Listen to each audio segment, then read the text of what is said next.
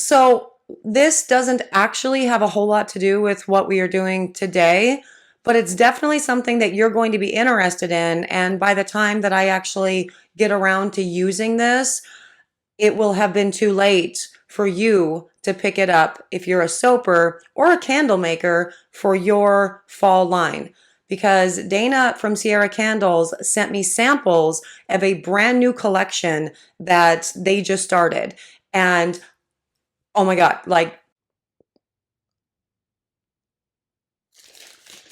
so they are calling it the Mystical Collection, and there's 5 scents, and we have Eternal Spells, Moonlight Crystals, Smoke Whisperer, Enchanted Myth, and Burning Soul. And holy crap, every single one of them smells amazing. And together, just like the bag, like what it smells like together, it smells like, think of your most favorite crystal shop or woo-woo shop, or so good. It's not incensey. That's not what this is, but it would be perfect for like everything fall related. There's so many different things that you could actually do with this collection too. You could make like gemstone, like crystal themed soaps. That would be slam dunk. All of your fall line, you could make it spooky with spooky themed names and stuff, because that's all the name. It's very aptly named Mystical Collection, and these scents are divine. So you need to go to Cierra Candles and pick these up. Trust me, for your fall line, you're going to love every single one of them. We are not making soaps with these scents today. As I said, by the time that I actually get around to making soaps with them, it will have already been well past the time that you should have started thinking about your fall line. So I'm telling you this right now to get ready. Go buy them, go do B, because wow, this collection is great. And I am going on to buy, the full size version of all of these scents as soon as I'm done here with you.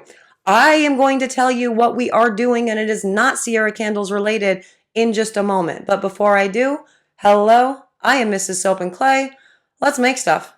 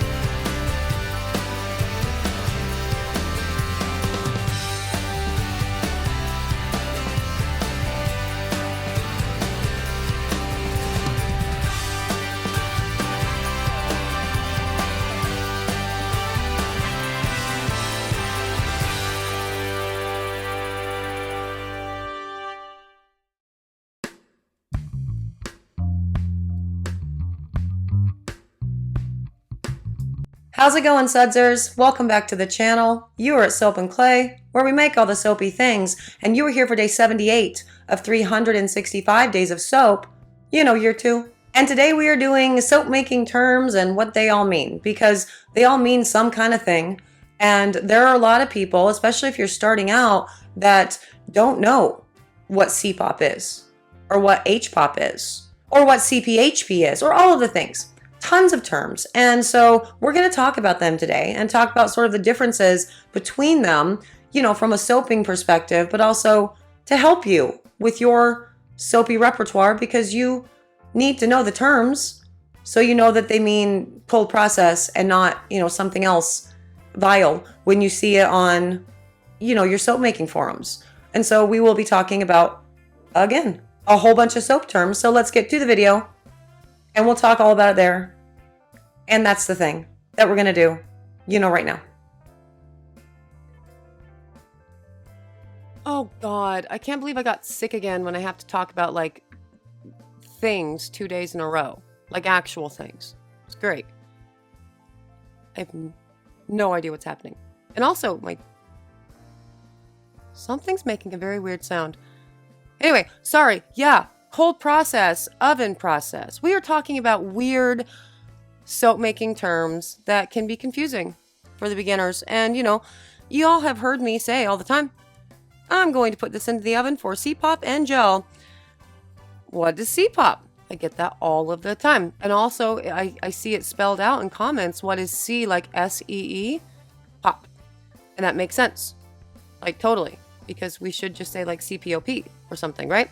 So CPOP means cold process, oven process. And essentially what that is you prepare a batch of cold process, or CP, although we don't really call it that because CP is also an abbreviation for a horrible thing. And so I don't call it that, for obvious reasons, because then it gets very confusing. Like, oh, you're doing what? No. Anyway, CPOP. The point of CPOPing your cold process soaps, of oven processing your soaps, you make a normal batch of cold process soap. So without an external heating device, difference between cold process and hot process. One, you do it at like room temperature and you don't have a heat element underneath it and you're not letting it cook for a long time. You essentially let the cook happen from the inside of the soap as opposed to forcing that heat cycle, that gel phase, because hot process goes through gel phase in almost all cases. And then after you've done your cold process soap, you put it in the oven for oven process.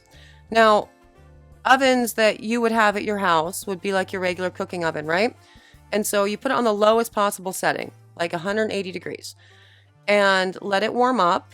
And what I did when I was doing things with like a normal oven, I would let it heat up to 180 degrees.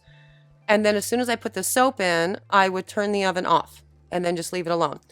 Now, granted, throughout the day, I would continue to put more and more, loaves of soap in. And so I would turn the oven back on for a little bit and then back off. But the reason why I did it is because it forces gel, so the bars end up much shinier. It really helps with saponification to really ensure that if you did not quite hit emulsion, you have a second chance with that added heat from the outside, that external heat after you've poured. And also, saponification takes only around 12 hours or so because of that secondary heat cycle that you don't get with normal, just leaving it on the counter cold process. And so, all win-win-wins, you can get it out of the mold sooner. So that's cool. Okay, so if CPOP is some kind of thing, then what the hell is HPOP, right? Because you already have an external heat source with hot process. You're cooking it in a double boiler, or you're cooking it in a crock pot, most commonly. So you do all that and then you put it in the mold and then you put it in the oven. Well, some people do that and think that that's what it means, but my understanding of HPOP actually is essentially you're not using a crock pot.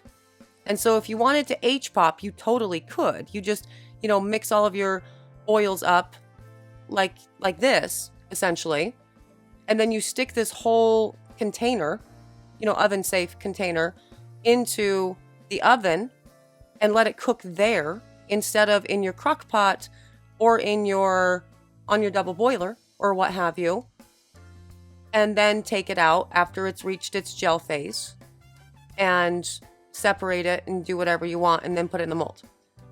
So that's hot process, oven process.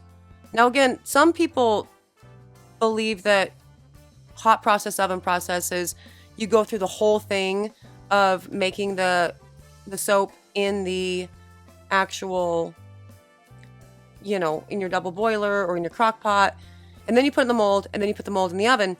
But I don't understand that second step. I don't understand that last. It's already hot. It's already basically almost completely saponified going through a hot process method. And so an extra heat source wouldn't really do much except maybe loosen up some of the rustic looks about it. So I guess that's an option. But hot process, oven process, to my knowledge, does not mean put it in the mold and then put the mold in the oven like you would for CPOP. Now, maybe in the case of like a hot process, low temp, like a low temp hot process, which is another acronym, LTHP, right? You might want to do that because you're essentially soaping it cool. So there's that.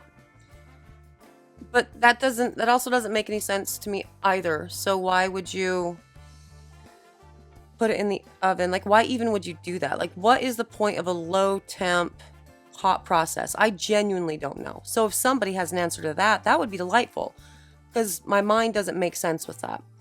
So yeah, you can do super high temperature hot process. You can do super low temperature hot process, I guess, but why? And then you can put it in the oven and cook it there instead of in your crock pot.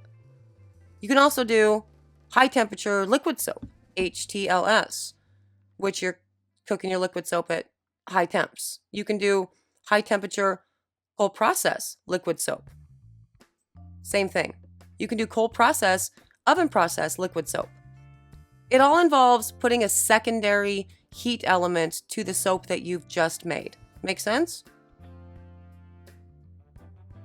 Okay, so what does this all mean? Cold process, hot process, CPOP, HPOP, all of the things. It basically means that we have a lot of abbreviations in the soap world, and you don't really need to worry about what the abbreviations mean in most cases. In most cases, you are going to cold process, just cold process, or CPOP, or you're going to hot process or hot process. There are some cases where you could cold process, fridge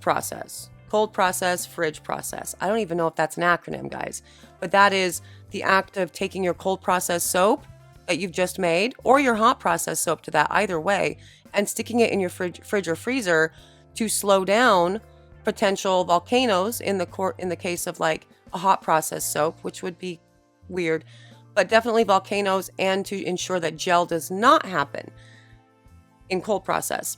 Now, why anyone would not want gel to happen, I'm still unclear about.